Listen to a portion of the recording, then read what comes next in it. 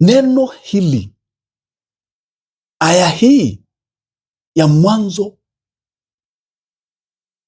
mlango wake sura ya 1 mstari wa 26 ni neno ambalo ikikaa ndani yako haiwezi pingika, itakubadilisha mpaka ngozi.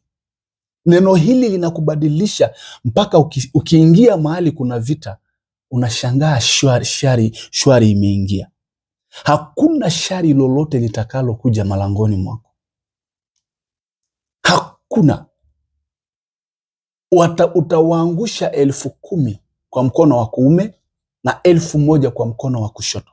Ni nini hizi 10,000 unaangusha? Ni maroho chafu, vitu vinavyopinga mwanadamu. Hizo ndizo Daudi anaziongelea hapo.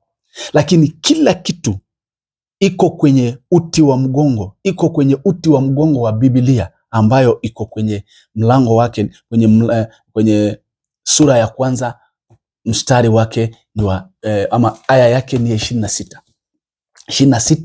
27 na 28. Hapo ndivyo siri yote ya Biblia imefichika.